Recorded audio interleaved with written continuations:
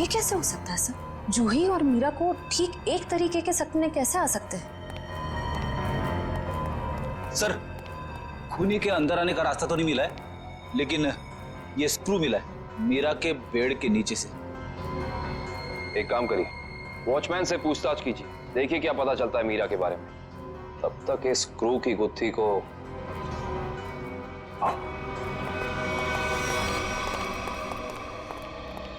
करण, ready को ये screw कहां मिला था?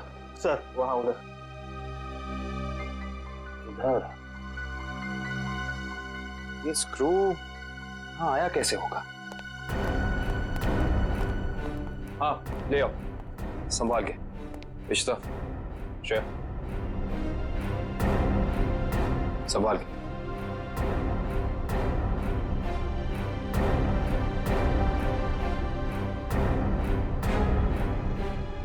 इश्ता,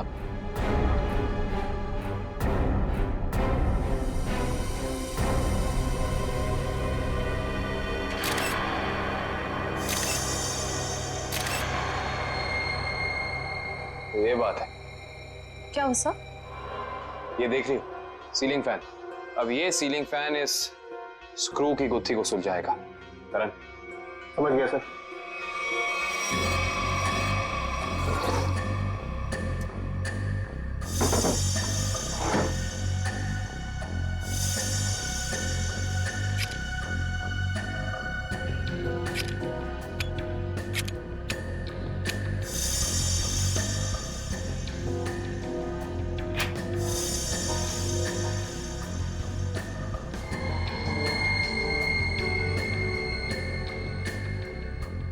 फैन को उल्टा करो।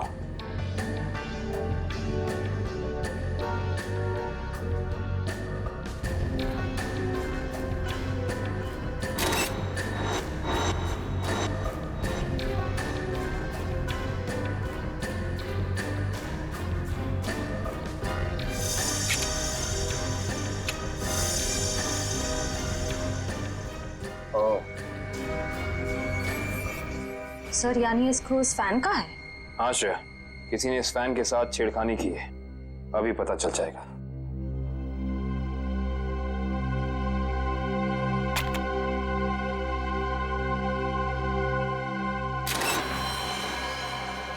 ओह माय गॉड, तो ये बात है, मतलब चाकू इसके अंदर था। इसके अंदर से इस मैकेनिज्म के जरिए चाकू सीलिंग से नीचे गिरा मीरा के पेट में और उसकी मौत हो गई।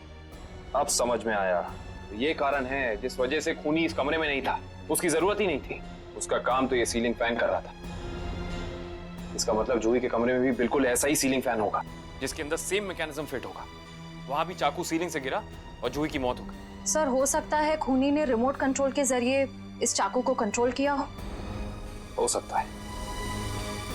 और सवाल यह है श्रेया कि खूनी को कैसे पता चला कि सही वक्त रिमोट बटन दबाने का कौन सा था? हाँ सर, क्योंकि ना तो हमें मीरा के कमरे से कोई कैमरा मिला, ना ही जूही के कमरे से, जिससे ये पता चले कि खूनी दोनों लड़कियों पर नजर रख रहा था। वो भी पता चल जाएगा इस सीलिंग फैन के चाकू के मैकेनिज्म के जरिए। क्या ये मीरा और जूही, इन दोनों के बीच में कोई ना कोई संबंध तो जरूर है, कोई ना कोई संबंध तो जरूर है। मगर सर दूर दूर तक इन दोनों के बीच कोई संबंध नजर तो नहीं आ रहा। इन दोनों के उम्र में बहुत फर्क है, उनके रहन सहन, तौर तरीके, ये जूही का कॉलेज और मीरा के काम करने की जगह, आपस में कहीं भी कोई तालमेल नहीं है सर। सर हाँ सर, वो फैन और चाकू का मैकेनिज्म रेडी है। चलो देखते हैं।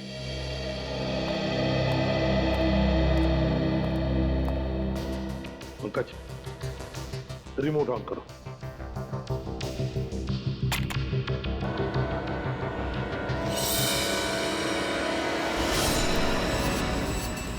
मतलब जैसे ही रिमोट का बटन दब गया, इस फैन के मैकेनिज्म के अंदर जो इंफ्रारेड लाइट थी वो ऑन हो गई, लॉक खुल गया और उसकी वजह से ट्रिगर ऑन हो गया। ट्रिगर ऑन होने से इसके अंदर जो छुपा के रखा था चाकू, वो सीधा नीचे गिर गया, सीधे उसके शरीर के अंदर जो फैन के नीचे सोया हुआ था। मगर दया, एक बात है, ऐसे मैकेनिज्म के जो रिमोट होते हैं, वो रिमोट ज्यादातर 50 मीटर की दूरी के अंदर ही काम कर सकते हैं। तो फिर जरूर जहां पर मीरा और जूही रहती थी उसके आसपास ही ये आदमी खड़ा था। जिसने भी ये किया है वो 50 मीटर की दूरी के अंदर ही खड़ा था। वहां से उसने रिमोट चलाया और खून कर दिया मीरा और जूही का। और फिर वो सपने, वो एक जैसे सपने जो मीरा और जूही दोनों की नींद में आते थे, ऐसे सपने तो जानबूझकर ही डाले जा सकते हैं, प्लान करके डाले जा सकते हैं, मगर उसके लिए जरूर कोई तो ट्रिगर होना चाहिए। सर, हाँ, जूही के कमरे में लगे पंखे में भी ठीक ऐसा ही मैकेनिज्म मिला है। और तो और जूही और मीरा दोनों के कमरों में एक हफ्ते पहले इलेक्ट्रिकल वायरिंग का कुछ काम हुआ था। जूही और मीरा दोनों के घर में, दोनों के कमरों में एक हफ्ते पहले इलेक्ट्रिकल वायरिंग हुई थी। कहीं ऐसा तो नहीं कि वही इलेक्ट्रिशियन है जिसने दोनों के घरों में इलेक्ट्रिकल का काम कर दिया और फिर खून भी उसी ने किया? पता लगाना पड़ेगा इस इलेक्ट्रिशियन के बारे में।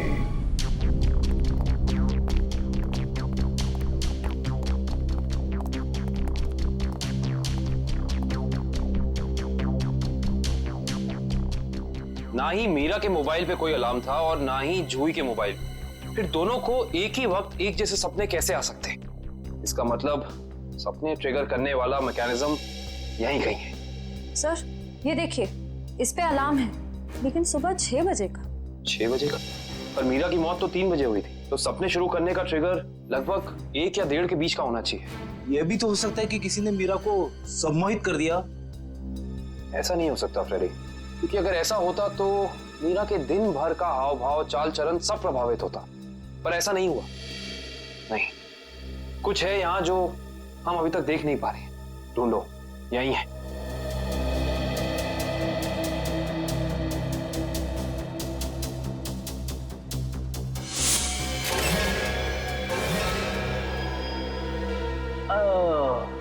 ये देखो, टीवी के पीछे ये बॉक्स लगा हुआ था। बॉक्स? कहीं ये ट्रिगर मैकेनिज्म इस बक्से के अंदर तो नहीं फिक्स किया हुआ है?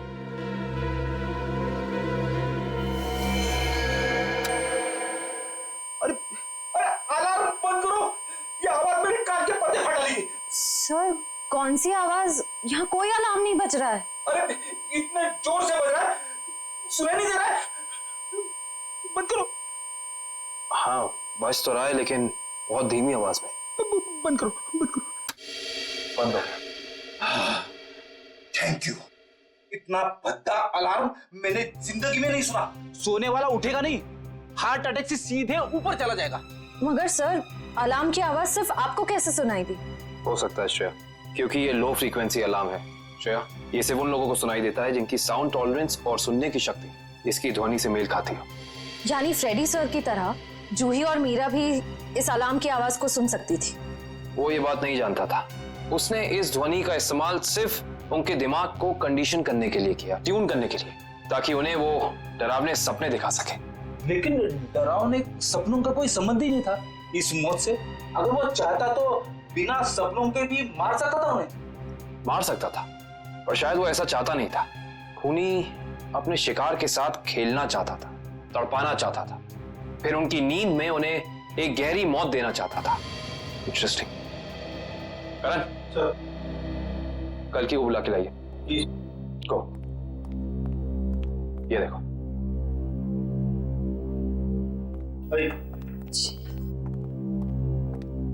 आइए। कल की जी, जी। इस आवाज को पहचानती हैं आप? ये आवाज मैंने यही सुनी है, मीरा के घर पे। कब? करीब 3-4 दिन पहले, जब वो अपने लैपटॉप पे काम कर रही थी तब।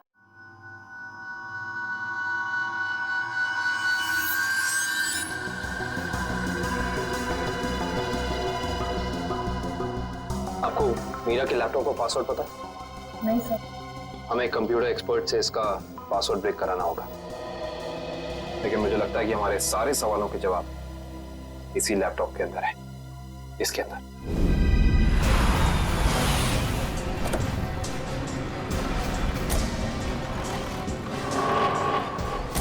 साहब हम लोग सीआईडी से। सीआईडी से क्या हुआ साहब?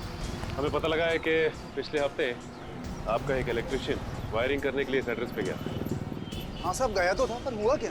इन दोनों जगहों पे एक एक खून हुए और हमें शक है कि ये खून आपके इलेक्ट्रिशियन ने किया है। मेरे इलेक्ट्रिशियन? हाँ, और वो भी पंखे में चाकू फिट करके। अरे बाप रे, पंखे में चाकू? जी हाँ, और आप ये बताइए कि इन दोनों जगहों पे आपका कौन सा इलेक्ट्रिशियन गया था? मंगेश गया था सर, पर आज वो आया नहीं है। इस मंगेश का एड्रेस तो है ना तुम्हारे पास? हाँ, मंगेश का एड्रेस लेके ना।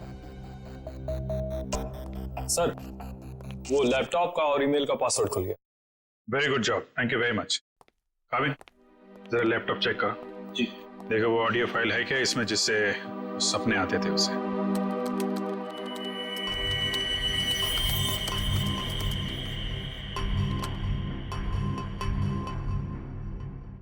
सर, इस कंप्यूटर में कोई ऑडियो फाइल नहीं है। हाँ, लेकिन मीरा के ईमेल अकाउंट में एक वीडियो फाइल दिख रही है। Video file? खोलो खोलो इसे जरा।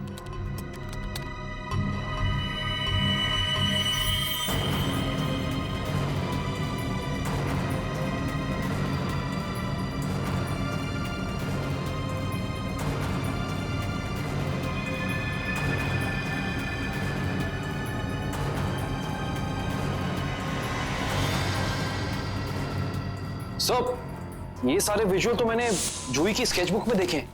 स्पेशली ये नाला, ये बोर्ड और मास्क पहना हुआ आदमी, तीनों। इसका मतलब खूनी ने जूही और मीरा दोनों को चेतावनी भेजी थी। उन लोगों को हमारे पास आना चाहिए था मदद मांगने। जरा ये फाइल फिर से चलाना।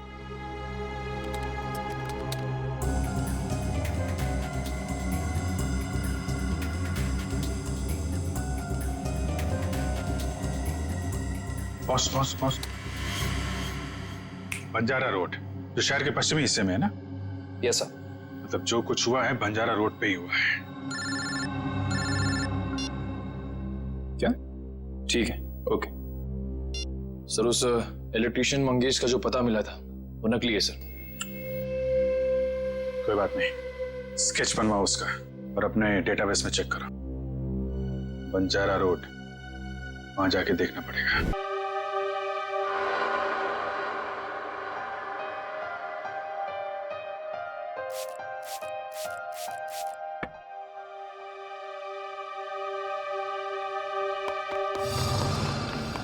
कौन है? कौन है वहां? कौन है यहाँ पर? सामने क्यों नहीं आते?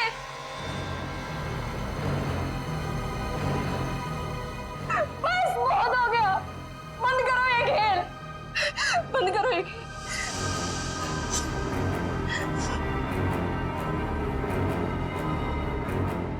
सो भी तो नहीं सकती। अगर सो गई शायद फिर कभी नींद से उठ ही ना पाऊं। जूही, श्रुति, तुमसे कितनी बार कहा कि दरवाजा खटखटा के अंदर आया करो। ओ हेलो मैडम, ये गर्ल्स हॉस्टल है, किसी ऑफिस की बॉस का केबिन नहीं है। तुम नहीं समझोगी। जूही, क्या हुआ तुम्हें? इतनी चिड़चिड़ी और उखड़ी उखड़ी क्यों लग रही हो? जो इंसान 4 दिन से सोया नहीं हो ना, उसका बर्ताव ऐसे ही होगा ना। सोती क्यों नहीं? मैंने कहा था ना तुमसे, वो सिर्फ और सिर्फ सपने हैं, उनका कोई मतलब नहीं है। श्रुति, सिर्फ सपना नहीं है वो, जो मेरे ऊपर बीत रही है वो तेरे पर बीत रही होती तब तुझे मेरी तकलीफ पता चलती। मैं तेरी तकलीफ समझ रही हूँ जूही, लेकिन तू मेरी बात नहीं समझ रही है। जैसा तू सोच रही है वैसा कुछ भी नहीं है। नहीं, चल अच्छा, अब थोड़ी देर आराम कर। चल श्रुति ने, अब तो गहरी नींद में सो जा। मेरी बात मान जूही, सो जा थोड़ी देर। मैं नहीं सोऊंगी श्रुति। सो जा जूही, तुझे मुझ पे भरोसा है कि नहीं? है ना? तू अभी आराम से सो जा, मैं तेरे कमरे के बाहर ही हूँ। वो सपने फिर आएंगे श्रुति। नहीं आएंगे। Good night. साल भर पढ़ाई करते तो आज ये नौबत तो ना आती। मुझे बहुत डर लग रहा है यार, कुछ भी तो कंप्लीट नहीं हुआ है। मैं तो श्रुति से ना, श्रुति, पता है मैं तुझे ही ढूंढ रही थी। मुझे तेरे नोट्स देना यार, वरना पता नहीं एग्जाम्स में क्या होगा। मुझे बहुत डर लग रहा है यार। मेरे भी नोट्स अधूरे हैं। अच्छा ऐसा करते हैं कि कल लाइब्रेरी जाके इकट्ठा नोट्स बना लेते हैं। तुम दोनों टेंशन क्यों ले रहे हो? अरे गर्ल्स, क्या हो रहा है? एग्जाम शुरू होने वाले हैं। चलो सब अपने अपने कमरे में जाओ और जाकर पढ़ाई करो, बहुत रात हो गई है। Yes madam.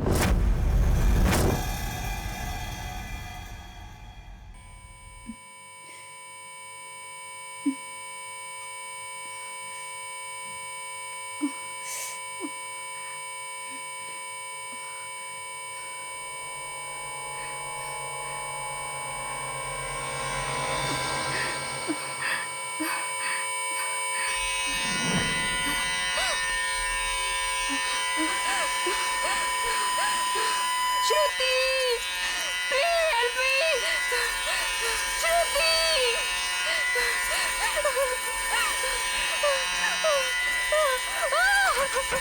ये दरवाजा क्यों बंद है श्रुति ये लाइट क्यों नहीं जल रही है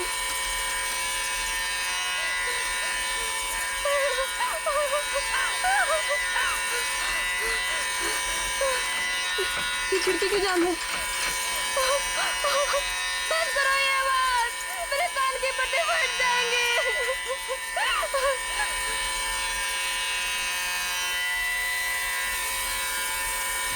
ये धुआं कहाँ से आ रहा है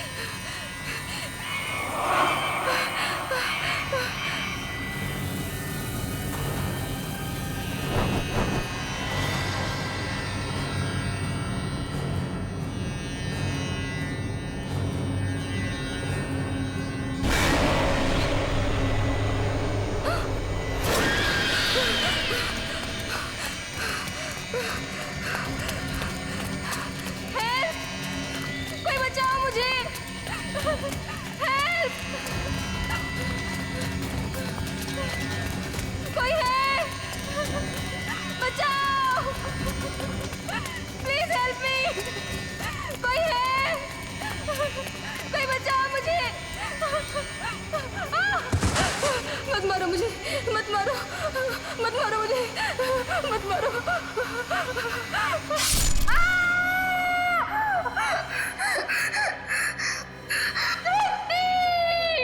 ओह नो, ये तो जूही की चीख है। लगता है उसने वही पुराना सपना देखा है।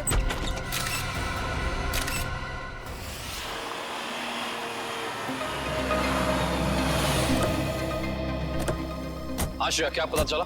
सर, मरने वाली का नाम जूही है। वैसे भोपाल से है, मगर यहाँ MBA की पढ़ाई के लिए आई थी। सर, लगता है जब वो सो रही थी उस वक्त किसी ने चाकू मार के उसका खून कर दिया। श्रेया, ये जूही का कमरा कहाँ है? सर, ऊपर। सर, एक और बात, जब उसका खून हुआ उस वक्त उसके कमरे में और कोई भी नहीं। ऐसा कैसे हो सकता है श्रेया? कोई ना कोई तो होना चाहिए। ऐसा जरूरी नहीं है सर, इस तरह की मौतों में कई बार आत्माओं का हाथ होता है। प्लीज, ACP सर मुझे पहले ही बता चुके हैं आपकी इन कहानियों के बारे में। बेहतर होगा कि इन मर्डर केसेस के साथ ये आत्माओं की कहानियां ना जोड़ें। प्लीज, समझ गए? यही कमरा है?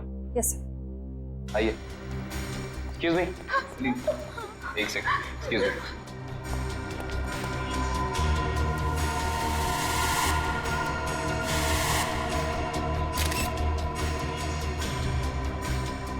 श्रेया, यहाँ पे चाकू का सिर्फ एक ही घाव है।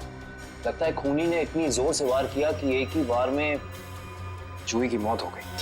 हाँ सर, हमला भी शायद जूही की नींद में ही हुआ।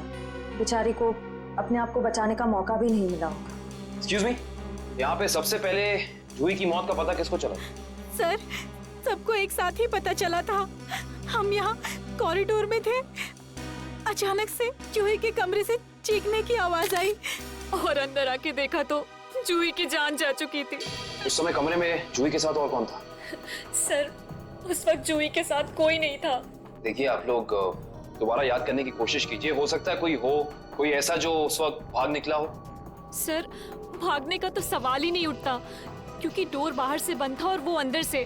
खूनी भागेगा भी तो कहाँ से भागेगा? एक मिनट, ये दरवाजा बाहर से बंद था, क्यों? सर, कई दिनों से जूही सो नहीं पा रही थी। अचानक नींद से जाग जाती थी और भागकर अपने कमरे से बाहर आ जाती थी। आज भी कुछ ऐसे ही हुआ। वो सो नहीं पा रही थी, मैंने उसको सुलाया और मैं बाहर आ गई और दरवाजा बाहर से बंद कर दिया। लेकिन इसे नींद क्यों नहीं आ रही थी? सर, कई दिनों से उसे डरावने सपने आ रहे थे। उसे ऐसा महसूस हो रहा था कि उसका सपनों में कोई खून करना चाह रहा है, उसकी कोई जान लेना चाह रहा है। हमें क्या पता था कि उसका सच में खून हो जाएगा। डरावने सपने? मैं कह रहा था ना, ये कोई आत्मा का ही चक्कर है।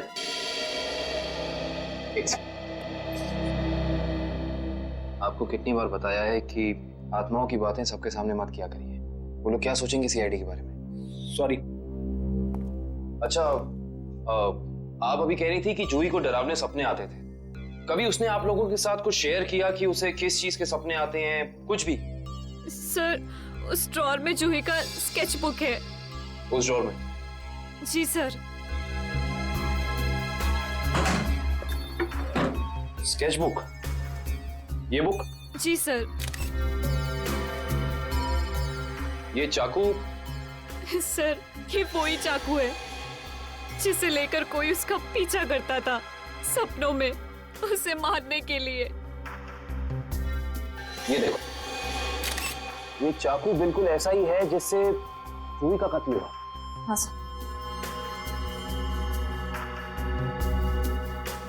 ये सारी ड्राइंग्स जो हैं इस बुक में, ये क्या जूही अपने सपने में देखती थी? जी सर।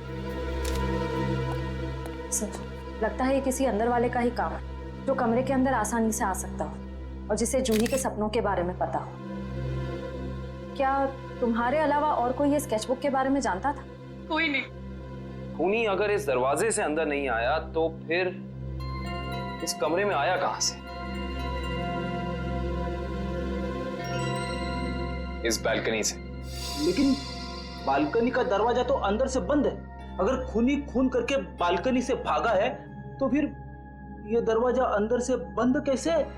बालकनी का दरवाजा बंद, कमरे का भी दरवाजा बंद, कहीं जूही की आग। ये खूनी यहाँ आया कहां से, ये अभी पता चल जाएगा।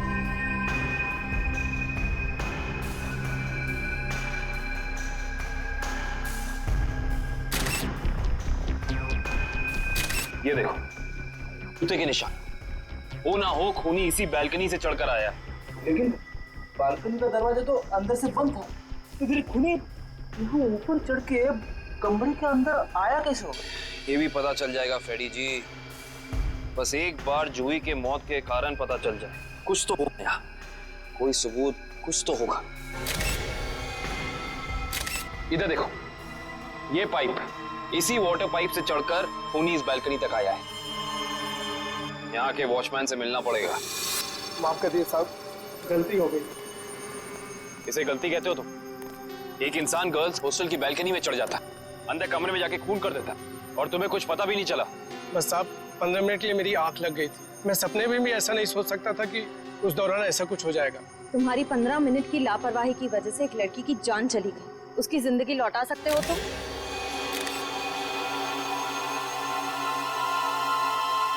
सर, ये जूता यहाँ झाड़ियों में पड़ा हुआ था। जूता यहाँ पे?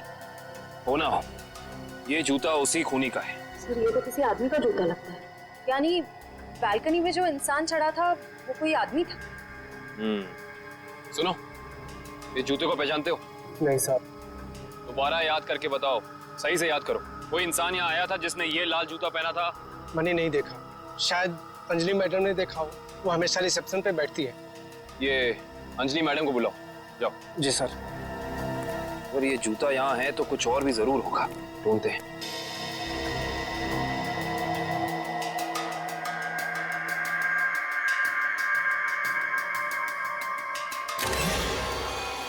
इस तरफ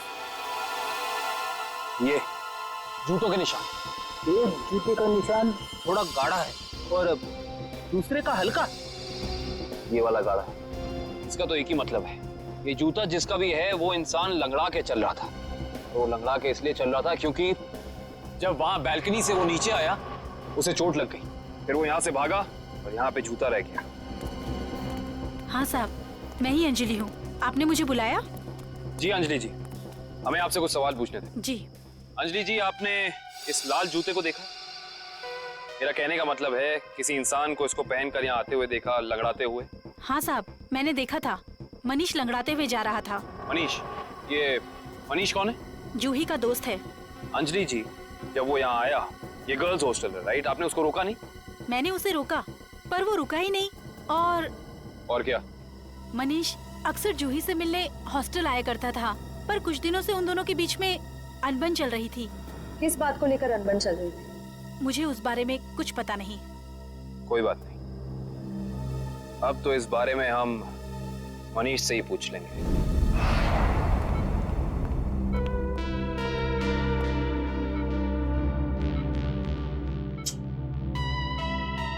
मनीष, कैसे हो यार? मैं ठीक हूँ, पर आप लोग कौन हैं? तुम्हारे शुभचिंतक हैं, सीआईडी वाले। सीआईडी? क्या बात है? क्या मेरी जान को किसी से खतरा है क्या? सुना आपने? खुद एक बेचारी लड़की को मार के खटिया पे लेटा पड़ा है और पूछ रहा है कि मेरी जान को कोई खतरा तो नहीं है। ये क्या कह रहे हैं आप? मैंने किसी की जान नहीं ली। मनीष, ये पाँव में चोट कैसे लगी तुम्हें? वो मैं सड़क पार कर रहा था तो एक बाइक वाले ने टक्कर मार दी मुझे। सड़क पार कर रहा था बेचारा, टक्कर मार दी? वैसे ये हादसा हुआ कहाँ? MI रोड पे, GPO के सामने। जीपीओ के सामने? तभी तो। वैसे अगर ऐसा था तो ये लाल रंग का जूता जो तुम्हारा है, हमें पता है जीपीओ के सामने मिलना चाहिए था। पर कमाल की बात देखो, ये जूता हमें स्वर्णिमा गर्ल्स हॉस्टल के बाहर मिला। कैसे? मेरा जूता वहां कैसे पहुंचा? देखो मनीष, हमसे झूठ बोलकर कोई फायदा नहीं है। सच निकालने के और कई तरीके आते हैं। बेहतर होगा हमें सब सच बता दो। क्यों मारा तुमने जूही को? क्या जूही की मौत हो गई? खून हो गया उसका। क्यों गए थे तुम वहां? देखिए, मैं जूही के बालकनी में गया जरूर था, लेकिन मैंने जूही को नहीं मारा। इतनी रात को तुम वहां क्या करने गए थे मनीष? मुझे उससे बात करनी थी। ऐसी कौन सी बात थी जो तुम दिन के उजाले में नहीं कर सकते थे, जिसके लिए तुम्हें रात के अंधेरे का सहारा उठाकर चोरों की तरह पाइप से चढ़कर उसकी बैल्कनी तक जाना पड़ा? मैं उससे माफी मांगना चाहता था। दरअसल मैंने उसके दोस्ती को प्यार समझने की गलती की थी, लेकिन जब मैं वहां पहुंचा तो मैंने देखा कि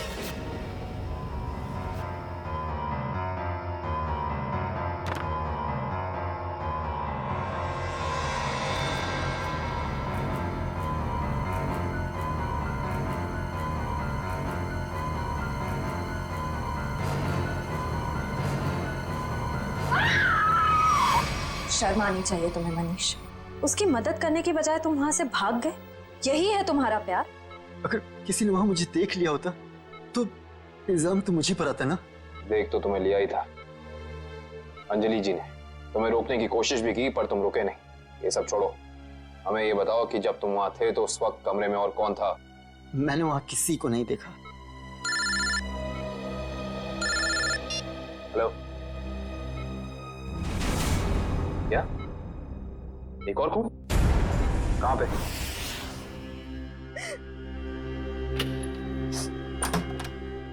आप कौन? हम लोग CID से। आइए।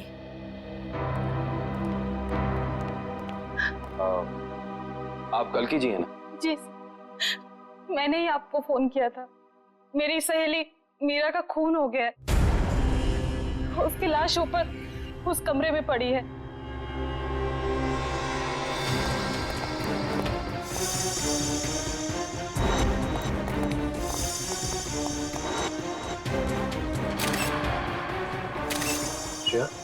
ये चाकू तो बिल्कुल वैसा ही लग रहा है जैसा जूही की मौत में यूज हुआ था। हाँ सर, लगता है किसी सीरियल किलर का काम। सीरियल किलर का भी हो सकता है, और किसी ऐसे इंसान का भी जो दोनों जूही और मीरा को जानता है। वो यहाँ आया और उसने मीरा की जान भी इसकी नींद में ले ली। मतलब दो खून हूबहू एक ही तरीके से? सर, हाँ? लाश की हालत को देखकर लगता है कि इसकी मौत को 3-4 घंटे हो चुके हैं। 3-4 घंटे? लेकिन श्रेया, जूही की मौत को भी तो 3-4 घंटे ही हुए हैं। एक खूनी एक ही वक्त पे दो जगह पे कैसे हो सकता है? मैं तो कह रहा हूँ जरूर ये किसी आत्मा का ही चक्कर है। रेडी प्लीज, ये किसी आत्मा का चक्कर नहीं है। ये उस खूनी के किसी साथी या रिश्तेदार का चक्कर भी हो सकता है। लगता है इस जुर्म में एक से ज्यादा लोग शामिल हैं। लेकिन कैसे? कैसे हो सकता है? इस कमरे की सारी खिड़कियां, सारे दरवाजे अंदर से बंद हैं। और यहाँ पे कोई बालकनी भी नहीं है उस हॉस्टल की तरफ। तो फिर वो खूनी इस कमरे में आया कैसे? इस कमरे की तलाशी लो, कोई ना कोई सुराग जरूर मिलेगा। श्रेया, इसकी फोटो एल्बम और फोन डायरीज चेक करो। हो सकता है जूही और मीरा के बीच में कोई ना कोई कनेक्शन मिल जाए हमें। Sir, ready? एम्बुलेंस को फोन करो बॉडी ले जाने के लिए। मुझे नीचे इसकी दोस्त से कुछ सवाल पूछने हैं।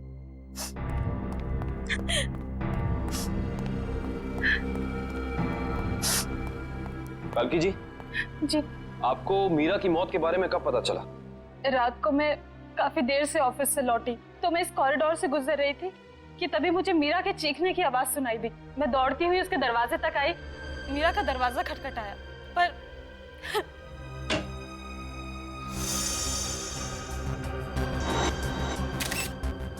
फिर क्या हुआ? मेरा मतलब जब आप यहाँ आई तो ये दरवाजा खुला था कि बंद था? दरवाजा बंद था तो मुझे वॉचमैन को बुला के दरवाजा खुलवाना पड़ा। कल्कि जी, जब आप यहाँ पे आई तो आपको यहाँ इस घर में कोई भी निकलते हुए यहाँ से दिखा, भागते हुए दिखा? नहीं।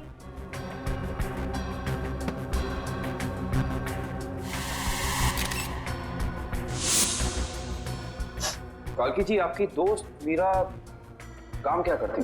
बैंक की एरिया मैनेजर थी वो, और 2 साल पहले उसका तबादला हमारे शहर में हुआ था। तबादला? हाँ श्रेया, क्या पता चला? सर, मरने वाली का नाम जूही है। वैसे भोपाल से है मगर यहाँ MBA की पढ़ाई के लिए आई थी। क्या ये तबादला भोपाल से यहाँ हुआ? जोधपुर से। पर क्यों सर?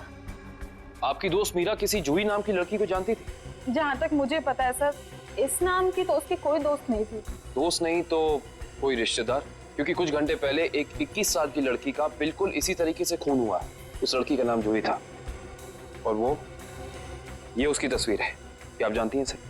नहीं। आप जानती?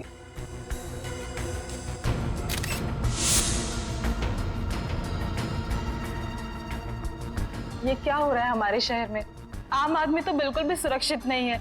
कल्कि जी, आपको किसी पे शक है? I mean, आपकी दोस्त मीरा की किसी से कोई दुश्मनी, कोई अनबन?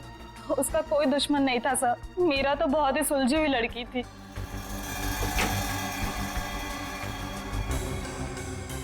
अच्छा, ये तस्वीर देखिए। इस आदमी का नाम मनीष है। क्या आप इसे जानती हैं? नहीं सर। सर, आशा, मैंने मीरा के सारी डायरीज, सारे एल्बम्स चेक किए। मीरा और जूही के बीच कोई कनेक्शन नहीं है, कोई संबंध नहीं है।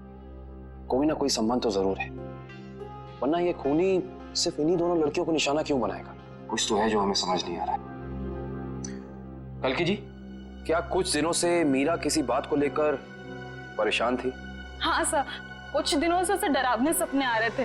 डरावने सपने? मीरा को भी डरावने सपने आ रहे थे? हाँ सर, बस कहती रहती थी कि उसका कोई खून करना चाहता है।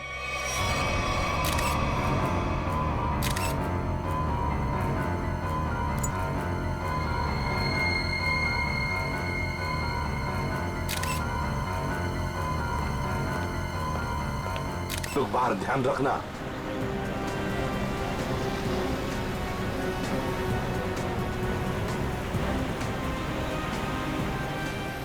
आराम से पंकज, आराम से। 1 मिनट, 1 मिनट। यह है ना एक सूखा नाला।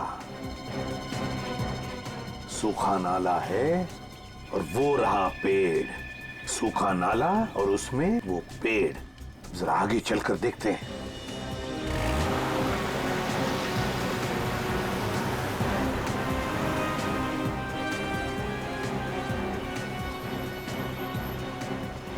एक minute Pankaj, 1 minute. Banjara road, मतलब हम सही रास्ते पे हैं। सर वो देखिए, वो पुराना घर जो हमें वीडियो में दिखा था। चलो आगे देखते हैं। अगर खूनी इस जगह का वीडियो बना के मीरा और जूही को भेज क्यों रहा था? हाँ, शायद उन दोनों को अपने अतीत का याद दिलाने के लिए। मगर सर, मैंने पता किया सर, इस बंजारा रोड पे आज तक एक क्राइम नहीं हुआ है। यहाँ तक कि पुलिस ने एक चालान तक नहीं काटा है। सर, वो रही बिल्डिंग। हाँ, वो क्या, रॉयल मून होटल। ले लो ना।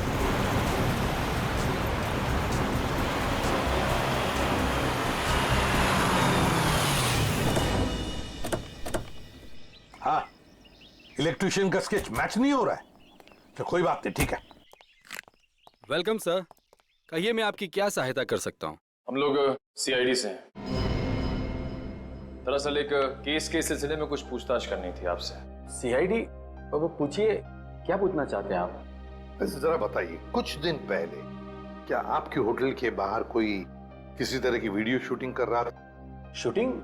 नहीं सर, हमारी होटल के बाहर शूटिंग या फोटोग्राफी की अनुमति नहीं है। ये दो फोटोग्राफ दो लड़कियों के, एक का नाम मीरा है, एक का नाम जूही है। क्या ये लड़कियां आपके यहाँ कभी ठहरी थी, कभी आई थी? सर, हमारे यहाँ रोज बहुत सारे कस्टमर आते हैं, ये बता पाना थोड़ा मुश्किल है। मैं समझ सकता हूँ, लेकिन हो सकता है आपके रिकॉर्ड में हो कुछ इनके बारे में। जरा देखिए। अलका, जरा रिकॉर्ड्स चेक करना। सर। हाँ सर, ये दोनों गेस्ट हमारे होटल पे रुके थे पिछले साल 17 मई 2013। 17 मई 2013, मतलब एक साल पहले। तो क्या एक साथ आई थी या अलग अलग? नहीं, अलग अलग। सर, इन दोनों के पास शहर में रहने के लिए जगह है, एक घर में रहती है और एक हॉस्टल में रहती है, फिर ये दोनों यहाँ किस लिए आई थी? कोई तो वजह होगी ना पंकज, कोई तो वजह होगी। क्या आपका रिकॉर्ड देख सकता हूँ 17 मई 2013 का? Sure sir. 17 मई 2013, काफी सारी लड़कियां आई थी उस दिन आपके होटल में। कोई फंक्शन वगैरह था क्या? हाँ सर, हो सकता है, क्योंकि हमारे होटल के पास में एक कम्युनिटी हॉल है, वहाँ आए दिनों फंक्शंस होते रहते हैं। अच्छा, कस्टमर का नाम रवि, 5 टैक्सीज बुक की थी उसने, 5। हाँ सर, ये एक नारी सेवा केंद्र चलाता है, मुस्कुराहट नाम है एनजीओ का। और वो अभी भी इसी होटल में ठहरा हुआ है सर। रवि इस वक्त आपके होटल में ठहरे हैं? पास वाले कम्युनिटी हॉल में जो फंक्शन चल रहा है, रवि का ही एनजीओ का फंक्शन हो सकता है। रवि सर, मैं आपका जितना भी शुक्रिया अदा करूं उतना कम है। आप सोच नहीं सकते, ड्रग्स के नशे से मुक्ति मिलने के बाद मैं जिंदगी के ऐसे ऐसे रंग देख रहा हूं जिन्हें ड्रग्स के नशे ने अंधकार में डाल दिया था। वेरी गुड मिश्रा, लेकिन इसमें मुझे शुक्रिया कहने की कोई जरूरत नहीं। ये सब तुम्हारे धैर्य और दृढ़ इच्छा शक्ति का कमाल है। हाँ, लेकिन अब उस सफेद जहर को कभी पलट कर भी देखना मत। हाँ? Okay sir. माफ कीजिएगा रवि जी, आपको मैं इंटरप्ट कर रहा हूँ, लेकिन ये जरूर कहूंगा कि आप बहुत ही अच्छा काम करते हैं, बहुत ही पुण्य का काम करते हैं हमारे देश के नौजवानों को ड्रग्स में से बाहर निकाल कर। सर, आप एसीपी प्रद्युमन है ना सर? जी हाँ, मैं एसीपी प्रद्युमन। सर, हमने बहुत किस्से पढ़े हैं सर आपके बारे में, और तभी से आपसे मिलना चाहता था सर, लेकिन अब आप सर बैठे क्यों हैं सर, प्लीज। सर क्या लेंगे सर आप, चाय कॉफी कुछ? एक ठंडा लेमन आइस टी। जी, ठंडा लेमन आइस टी तो नहीं मिलेगी, साधारण चाय चलेगी। रवि जी, हमें कुछ नहीं चाहिए, कुछ नहीं चाहिए, थैंक यू वेरी मच। बस एक जरूरी काम है आपके पास। 2 लड़कियों के बारे में हम कुछ इंफॉर्मेशन चाहते हैं। कौन सी 2 लड़कियां सर? ये जूही और ये मीरा, क्या आप बता सकते हैं कि पिछले साल ये दोनों आपके इस एनजीओ में आई थी? जूही और मीरा? हाँ सर, ये सर आई थी दोनों यहाँ पर। एक्चुअली सर, इन्हें भी ड्रग्स के नशे की बुरी लत पड़ गई थी सर, इसलिए ये दोनों आई थी यहाँ हमारा सेमिनार अटेंड करने के लिए। लेकिन सर, इस बात को तो करीब 1 साल हो गया है। अब इनके बारे में पूछताछ। इन दोनों लड़कियों का खून हुआ है। क्या खून हो गया? लेकिन सर कैसे, किसने किया सर?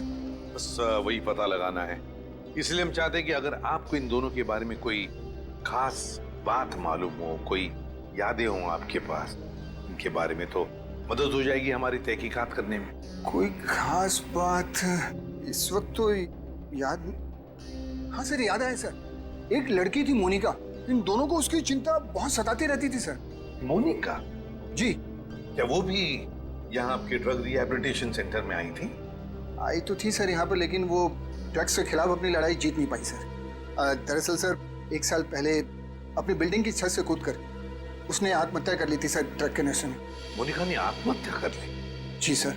उसका पता तो होगा ना आपके पास? जी। ये सारी जायदाद उसी के नाम हो गई। तो क्या मोनिका के भाई ने प्रॉपर्टी के लिए अपनी बहन का खून किया? ये भी तो हो सकता है कि मोनिका ने आत्महत्या ही की हो। मैंने कहा ना, काम हो जाएगा। जी कहिए। आपका नाम अमित है? जी हाँ, मगर आप लोग? सीआईडी। मोनिका के बारे में कुछ सवाल करने थे आपसे। ओह, 1 साल हो गए मेरी बहन को मरे, लेकिन अब भी कोई ना कोई आकर मेरे पुराने जख्म को रहता रहता है। पूछिए, क्या पूछना है आपको? देखिए अमित जी, हम आपका दुख समझ सकते हैं, मगर क्या करें, 2 खून हुए, इसलिए आपकी बहन के बारे में कुछ सवाल करने आए हम लोग। 2 खून? मगर किसके? जूही और मीरा का।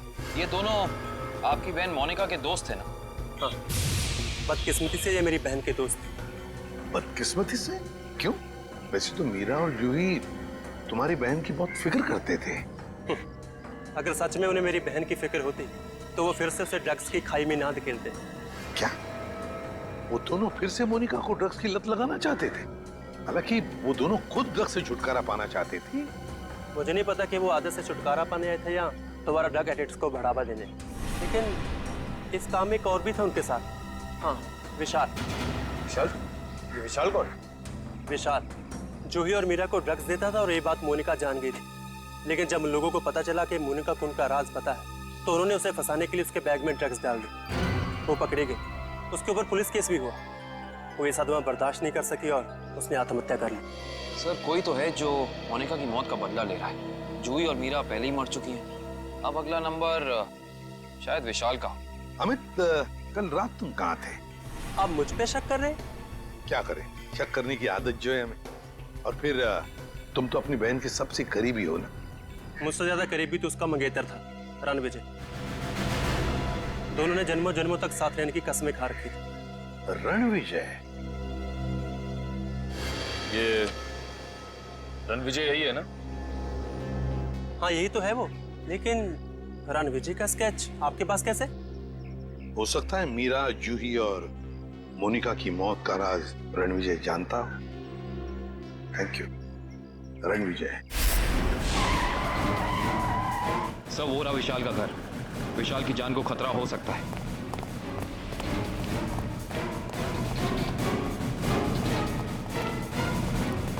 सर लगता है रणविजय पहले ही पहुंच चुका है। विशाल ठीक तो हो ना? सर जान बचा के भागो सर। रणविजय कहाँ है? सर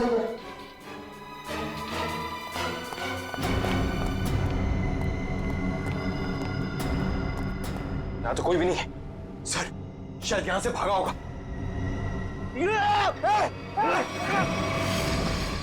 रणविजय! कोई मत चिल्ला, इसको मालूम नहीं दो। छोड़ दो उसे, छोड़ दो। देखिए वैसे तो मुझे सीआईडी वालों से काफी लगाव है, पर अगर सीआईडी ने मेरे साथ कोई होशियारी की ना तो ये बात मुझे अच्छी नहीं लगेगी। चाकू नीचे फेंक दो। फेंक दो चाकू। डरो मत, कुछ नहीं करूंगा तुम्हारे इस मोटू ऑफिसर को। मोटू मत बोल, टाइटिंग कर रहा हूं आजकल। देखो मुझे अपना काम करने दो। बेवकूफी मत करो, नहीं बच पाओगे तुम। अरे बचना किसको है? एक बार मैं इस विशाल को मार दूं, भले मुझे फांसी हो जाए, फिर मुझे मंजूर है। देखो रणविजय, ये सब करने से क्या मोनिका वापस आएगी? भले ही वापस ना, लेकिन मेरे बदले की आग तो पूरी होगी। इन तीनों ने रातों की नींद उड़ा दी थी मोनिका की, इसलिए मैं भी इनके साथ वही कर रहा हूं। इन्हें तड़पा तड़पा कर मारूंगा मैं। देखो रणविजय, मोनिका के साथ जो कुछ भी हुआ ठीक नहीं हुआ। इन तीनों की वजह से बेचारी को जेल जाना पड़ा, बदनामी हुई। नहीं, रात रात भर सो नहीं पाती थी वो, बुरे बुरे सपने देखकर जाग जाती थी।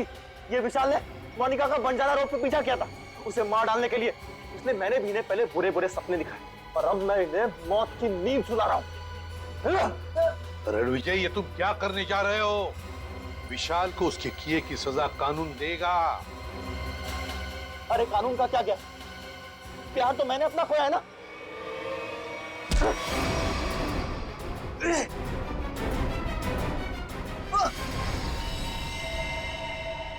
रणविजय, विशाल को तो उसके किए की सजा मिलेगी ही मिलेगी, मगर तुमने बदले की आग में दो खून किए, दो।